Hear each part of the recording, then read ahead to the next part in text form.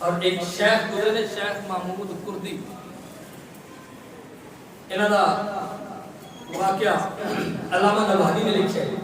شیخ محمود کردی حضرت امیر حمزہ دے روزے تے حاضر ہوئے, آپ دی قبر انور شریف تے حاضر ہوئے, سلام عرض کیتا. یہ تسی ہن سوچ سکتے ہو, کہہ سکتے ہو اسی بھی جانے ہیں اسی جن چپ چاپ سلام کر کے آنے ہیں چپ چاپ واپس آ جاتے ہیں, سلام کا جواب سلام گل بات کوئی تڑپ عبد الرحمن جامی جی لے کے جاوے تو پھر جواب بھی آنن, پھر سوالوں کے جواب ملتے رہے. کوئی شیخ احمد رفائی کبیر جا بندہ چلا جاوے تو گنبد خضرا جو گنبد خضرا دے مکین ہاتھ کٹ دے نے.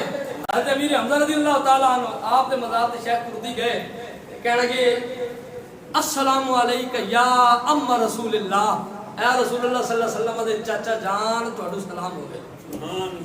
اے دا مطلب یہ ہویا صرف رسول تے سلام پڑھنا بڑے لوگوں دا طریقہ نہیں, حضور تے غلاموں تے بھی سلام پڑھنا چاہیے. السلام علیکہ یا اما رسول اللہ, یا رسول اللہ صلی اللہ علیہ وسلم دے چاچا جان تہاڈے تے سلام ہوے. تے اگوں جواب آیا وعلیکم السلام, تیرے تے بھی سلام ہوے.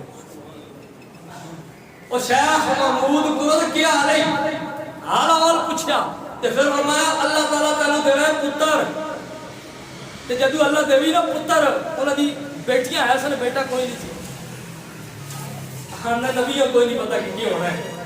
یہ حضرت امیر حمزہ نے حضور دے چاچے نے صحابی نے کہندے اللہ تعالیٰ کا پتر دے سی, اور پتر جدو اللہ دیوی تے نہ امیر حمزہ رکھی. شیخ محمود کہتے ہیں میرے یقین ہو گیا کہ اللہ تعالیٰ نے پہلے بیٹے دیتے ہیں اور پتر بھی دیتے ہیں. کہتے ہیں کچھ عرصے بعد اللہ نے میرے پتر دیتا ہے, پھر میں اپنے پتر کا نام حمزہ رکھے. یہ تو پتہ ہے لگا ہے کہ حضور تے حضور رہے نا, امیر حمزہ دی قبر تے سلام پڑھے جائے تو امیر حمزہ نے ادھر پتہ چل جاتا ہے بار بندہ سلام پڑھے, جی امیر حمزہ کو پتہ چل جاتا ہے تو حضور نہیں پتہ چلتا. یہ تو مطلب یہ ہوا کہ اگر حضرت امیر حمزہ سلام کا جواب دیں گے تو حضور نہیں دے سکتے, اور اگر حضرت امیر حمزہ جانتے ہیں کہ اس دی بیوی نو اللہ تعالیٰ نے بیٹا عطا کرنا ہے تو حضور نے کوئی نہیں پتا, پھر نام ہی تجویز کرے میں کہ نام امیر حمزہ رکھنا ہے. تو دوستان محترم اللہ تعالیٰ نے حضرت امیر حمزہ نے بڑا مقام عطا فرمایا, بڑی